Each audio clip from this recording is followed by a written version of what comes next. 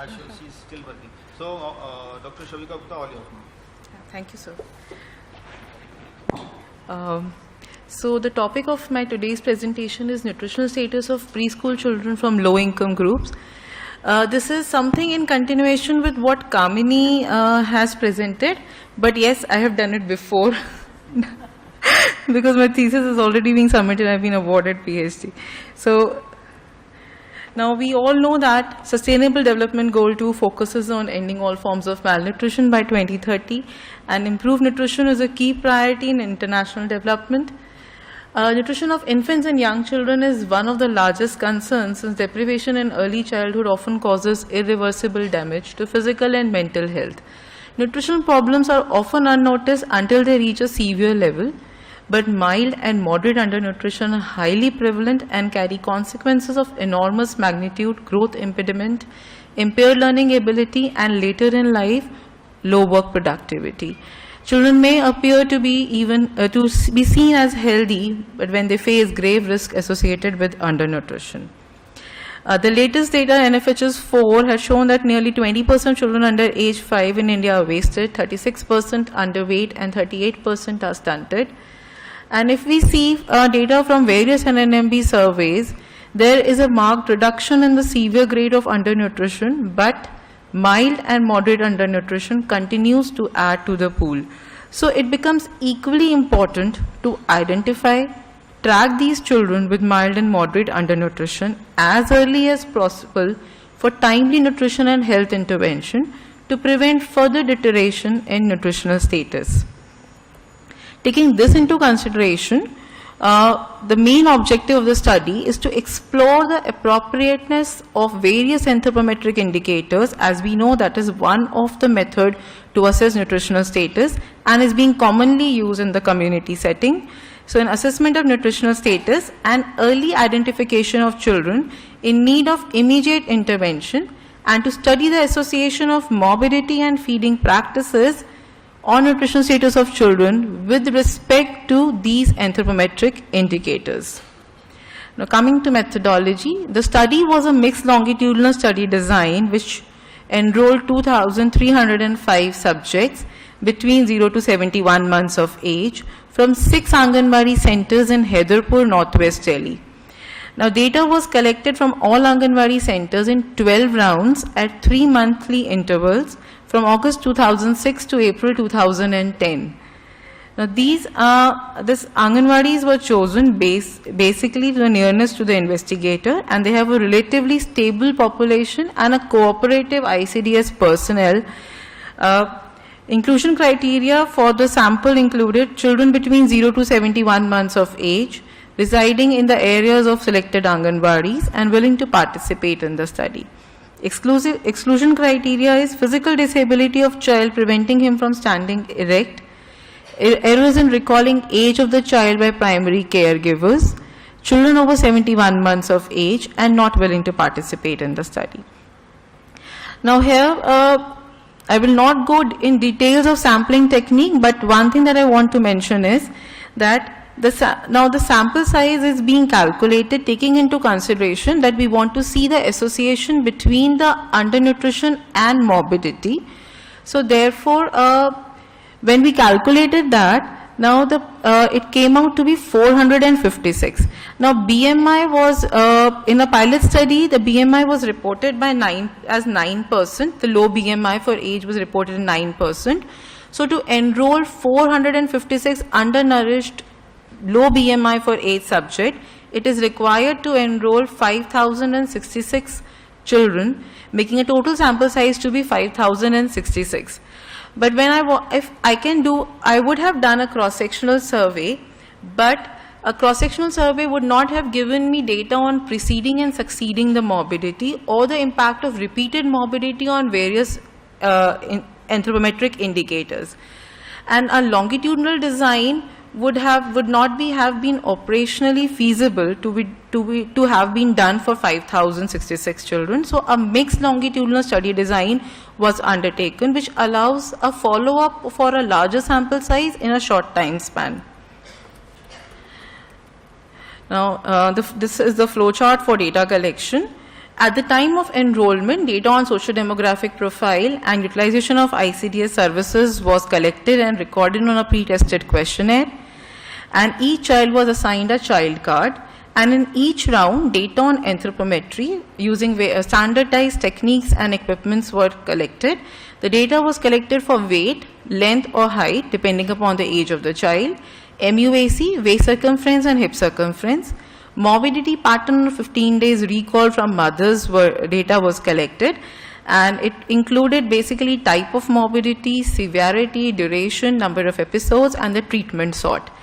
The infant and young child feeding data on infant and young child feeding practices was also collected, both current and past. That also depends upon the child of the child, at which age the child gets enrolled in the study. And the dietary intake data on a subsample was also undertaken for 1 to 6 year old children in the last 3 rounds using focus group discussion and interactive 24-hour recall. Now, data processing and analysis. A total number of set of observation of these children was 6,334, and a data on 372 children were collected for more than 5 rounds. The mean weight, height and BMI of children at 3rd, 6th, 9th, 12th, 15th and 18th month interval of longitudinal data was compared with the pure cross-sectional data for all age categories, and it was observed that there was no difference in the mean weight, height and BMI of the 2 groups. Therefore, we have taken 6,334 observations as a cross-sectional data for analysis, and 372 children who have, for whom we have data for more than 5 rounds were considered as a longitudinal group.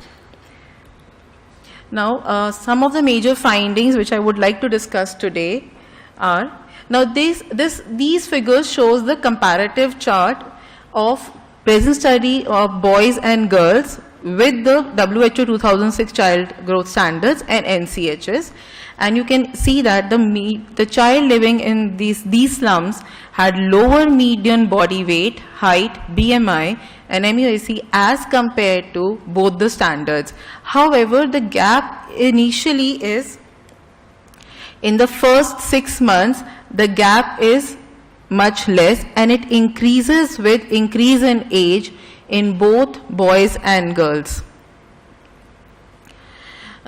Nearly 30% of the children were underweight, wasted and had low BMI, and 10% of the children were stunted in the age group of 0 to 5 months of age.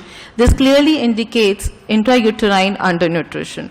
There is a steep increase in stunting rates after 6 months of age, and that plateaus after 2 years of age. Whereas if you see, the wasting and the BMI rates decline after 2 years of age. However, this should not be interpreted as improvement in nutritional status. This is merely because a steeper increase in stunting rate as compared to the increase in the underweight rates. As we all know, BMI is a ratio of weight to height. Now, this figure shows a distribution of Z scores from weight for age, height for age and BMI for age in relation to age using WHO 2006 standards.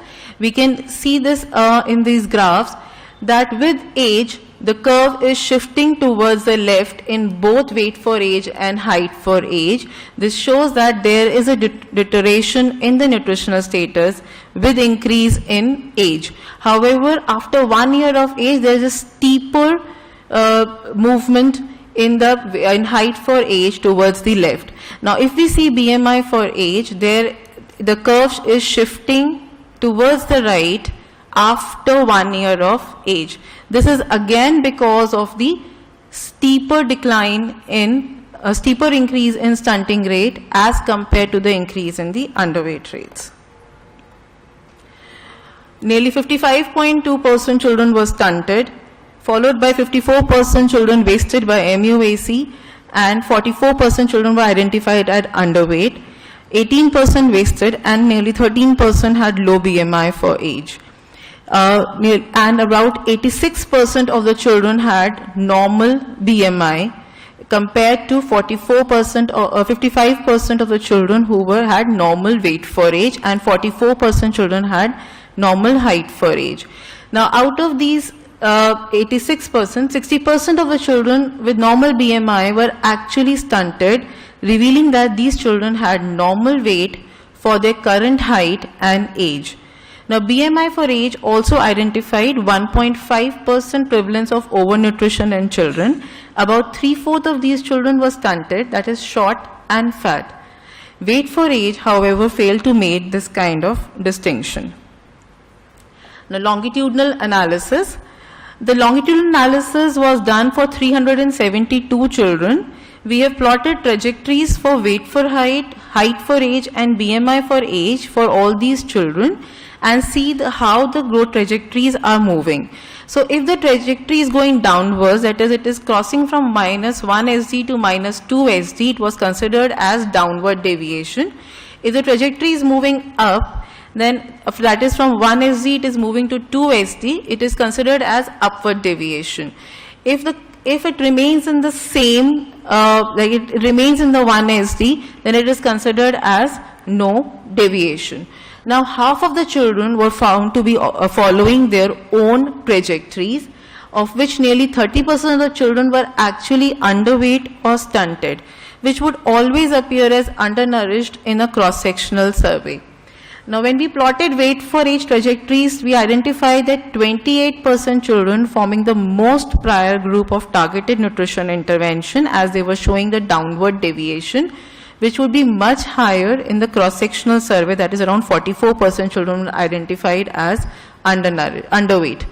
BMI for age trajectories further prioritized, with 22% children showing downward deviation, and delay in intervention could make these children further stunted and wasted.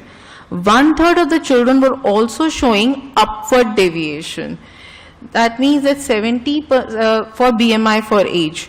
Now, that means that 17% of undernutrition children were showing upward deviation, indicating that these children were becoming short and fat. Now, overfeeding these children would predispose them to later risk of overnutrition and non-communicable diseases in the later life. As we all know, stunting is irreversible in nature. Now, BMI for age trajectories would help in tracking early faltering, both downward or upward, in tracking appropriate nutrition and health intervention. Now, coming to know about the relationship between morbidity and nutritional status, the prevalence of morbidity was highest in 6 to 23 months of age, and thereafter it decreases. The children who were underweight, wasted and had low BMI had higher risk of infection. Now, this figure shows change in the mean Z scores in relation to morbidity between two adjacent rounds. That means, now if we see, look at the criteria, the both rounds mean the children who were morbid in both the rounds, children who were morbid in the current round, children who were morbid in the last round, and children who were not morbid in any of the two rounds. Now, if we look into this, the association between the stunting and acute morbidity in the last fortnight was lowest, whereas we see BMI for age scores reduce fastest in the case of morbidity and increase fastest in the case of convalescence as compared to other indicators. Now, this table shows the impact of repeated morbidity with relation to various anthropometric indicators. Now, with increase in number of episodes, number of rounds with morbidity, there is a deterioration in the Z scores of all the indicators. However, the repeated morbidity, however, the difference is more significant in weight for age and height for age Z scores. Repeated morbidity led to underweight and stunted children. The mean Z score for weight for height and BMI for age did not show the significant difference. This could be because the fact that children with repeated episodes of morbidity had already become stunted, and therefore their BMI did not show any significant change. Overall, 23% of children were exclusively breastfed at 6 months of age, and only 54% of children had received semi-solids at the age of 6 months. However, Kamini could show better numbers I think over the years there has been an improvement. Children who were exclusively breastfed had timely introduction of semi-solids, not only had higher mean body weight, height and BMI, but also had fewer infections as compared to those who were not. So this could be better interpreted through these trajectories. Some of this kind of work has Kamini had also shown, but she has shown you weight for age. We will see how these three indicators are behaving in the similar situations. Now, infants who were exclusively breastfed for 6 months and were given complementary food from the age of 6 months, they grew in their own trajectories for all the three indicators: weight for age, height for age, and BMI for age. Now, child who was not being exclusively breastfed, and there's a delay in introduction of complementary food, and also had an episodes of morbidity, diarrhea and ARI at 4th and 7th month respectively, had shown deterioration in all weight for age, height for age and BMI for age indicators. However, these are being acute morbidities. The deterioration is much more prevalent in weight for age and BMI for age as compared to height for age. Now these trajectories shows that repeated episodes of morbidity resulted in growth faltering even in the child who were exclusively breastfed for 6 months and were given complementary feeding for 6 months. So this child has been exclusively breastfed for 6 months, have been given complementary food at 6 months. There was an episode of acute respiratory infection at 4 months. There was a dip in underweight rates, but at convalescence it came back to its own trajectories. The dip is more significant in the case of BMI for age, and at convalescence it came back to its own trajectory. Whereas there is not much change in height for age growth trajectory. But there's there are 2 more episodes of diarrhea and ARI at 11 and 14 months of age, which had shown a deterioration in both weight for age, height for age, and BMI for age growth trajectory. But there are certain limitations of the study. There's a limited longitudinal data that was available owing to the losses due to high migration rate in slum area. A relationship with birth weight could not be ascertained because the non-availability of birth weight data, as nearly 70% children were delivered at home. Investigator was not able to collect dietary data for all children in each round because of paucity of time and operational feasibility. Now, based on the BMI of trajectories, the interventions could be designed. As we all know, when there is a downward deviation, there is a growth faltering. Now, the child could be short and wasted, a child could be underweight for current height, and a child could be tall or wasted. In this case, the child needs targeted food supplementation along with follow-ups. Now, child which has shown upward deviation on BMI for age growth trajectory can be short or fat, overweight for current height, or tall or fat. Now, this child needs an increase in physical activity by play and outdoor activities, and a follow-up is required. Now, and the child who has shown no deviation can be short and normal BMI for current height, normal weight and height, tall and normal BMI for current height. Now, so these children, along with the children who have shown the growth faltering as well as risk of overnutrition, need nutrition and health education on appropriate IYCF practices, early treatment of infection, and feeding during illness and convalescence. So the recommendations from the study is to focus on use of growth monitoring as a tool for identifying target group for appropriate nutrition intervention in terms of food supplementation and health intervention in terms of access to health care. Tracking growth faltering both upward and downward would help in prioritizing action for appropriate nutrition and health intervention. Use of BMI for age growth charts wherever possible for early identification of children with growth faltering. Plotting serial measurements on weight for age growth charts by Anganwadi worker to identify growth faltering and prioritizing the targeted nutrition intervention. In the present study, stunting rates were less, wasting rates were highest in the first year of life, which can be improved by adequate dietary intake and would prevent deterioration in nutritional status. Therefore, it is required to monitor growth of children as early as possible, preferably from birth itself. Universalizing mother and child protection card, which is now being mostly done, and linking it to other social and healthcare benefits would create awareness among the population. Thank you. Thank you, Dr. Shavika Gupta, first of all, presenting such a nice, excellent research work and also for finishing in time. I believe your excellent data average generated through your research and also plotting in various figures and will be helpful.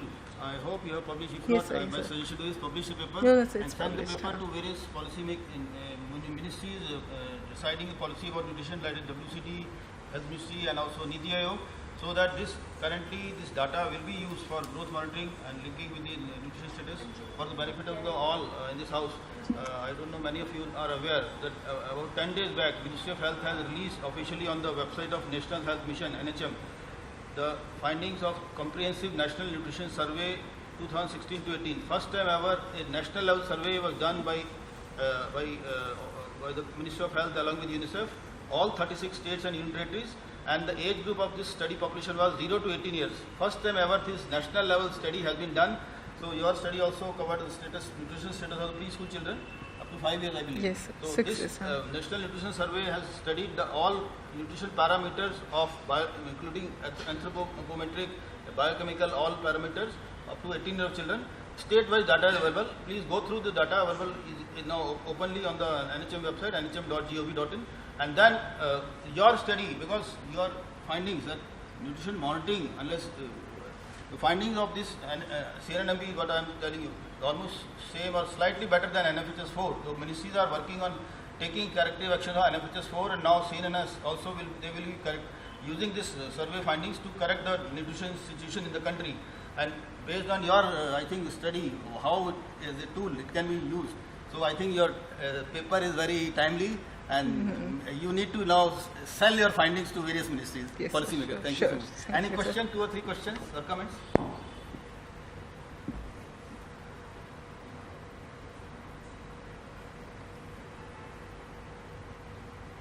Anybody?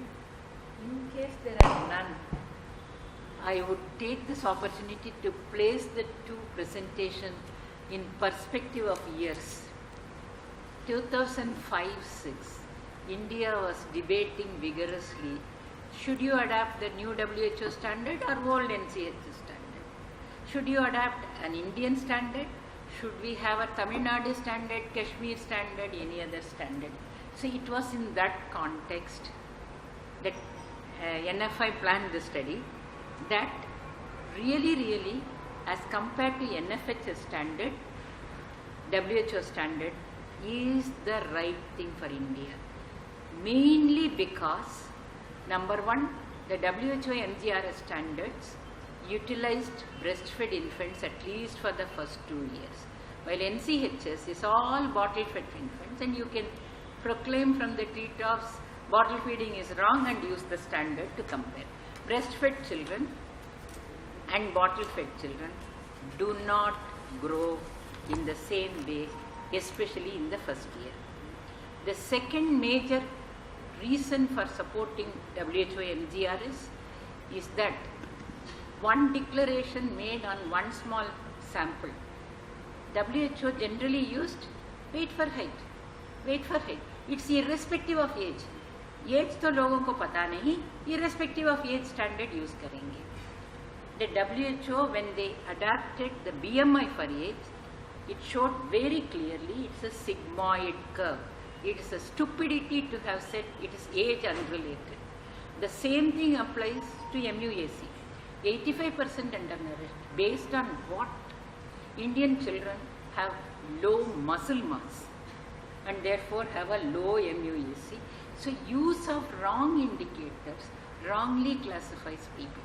So it is in that context she struggled and struggled and struggled, partly longitudinal, partly cross-sectional, and unlike the later studies, she was working by herself. While currently we have assembled a team, 4 different PhDs working, one on under 5 child, one on lactation, one on intrafamily difference, and one on changes in pregnancy. So if you put 5 PhDs together in a place, the amount and quality of work that they can do together, if they pull together, is much, much greater. So her focus was, look, answer 3 questions for me. Is the WHO standard the right thing? She said yes. Is BMI for the age the most sensitive one for you to detect adverse impact of poor infant feeding and infection? Yes. So that in that context was important, and we partly used the data from hers to promote mother-child protection card and the right infant feeding messages. So her thesis served that major thing. We always stand on the shoulders of the persons who went before. Since Kamini inherited an ongoing mother-child protection card, now she can see who is doing growth monitoring. Are all people using it for infant and young child feeding and appropriate care during infection? The answer to that now, she says, is yes, yes, yes. The only snag that I find is people do not mark. 5 years from now, we pray and hope in one of your colleges, you will be able to produce a thing that we managed to satisfy Dr. Saksena's vision, that Anganwadi workers and ANMs will mark growth on the MCPC chart, teach mothers growth faltering and ensure correction. You know, this is how things move forward. And if colleges, research institutions and service people pull together, believe me, there is nothing that India cannot achieve. Excellent. With these words, thank you so much, Dr. Shavika. If you are now leaving, Shavika, come. Take your seat from Dr. Saxena. Okay. Very good. Excellent. Really interesting. Can you send me a copy? Can you send me a copy?